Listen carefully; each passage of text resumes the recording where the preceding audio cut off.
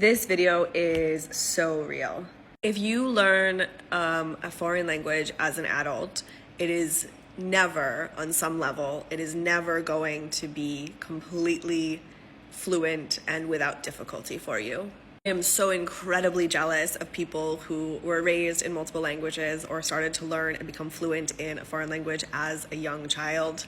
Because also, on some level, you are never going to be fully yourself when you speak a foreign language that you learned as an adult.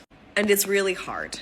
And I think that these aren't even really so much language challenges. You can be totally versed in the grammar nuances, know all of the tenses, have extensive vocabulary, and you can still feel exhausted or struggle when you try to interact on a really high level for a really extended time in that language. Personally, I absolutely do not consider myself fluent in Portuguese. There's a lot of grammar that I still need to learn, but I can have conversations.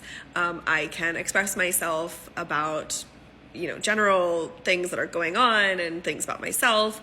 But social situations are really difficult. Because if you think about how people talk in a social situation, there's like a lot of fluidity in the topic, right? So I might know what's going on and be able to follow the conversation. And then something happens where the topic that people are talking about switches and I'm lost. I'm done because I was like just barely keeping up, and then it jumped and now I need to kind of reset the vocabulary that I'm thinking about, and it's too much. I want to be really clear. When I'm in social situations like that, I don't expect to be accommodated. I am okay with sometimes being in the background. It's not who I normally am, but it's who I have to be in these situations, and that's okay. So if you are in a social setting with a foreign speaker,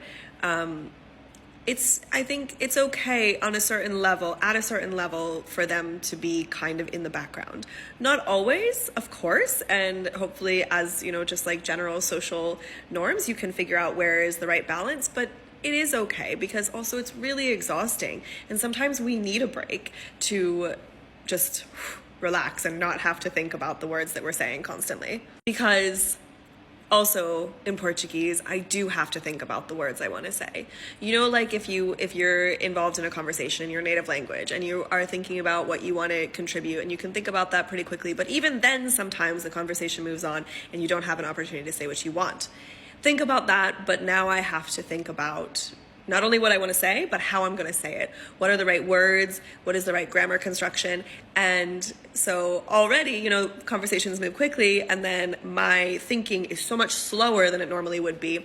So now the conversation is gone and I just don't have an opportunity to put my words in, which again is fine. But I just want two things for people who are going to enter this world of being a foreign speaker to understand that it's never going to be easy.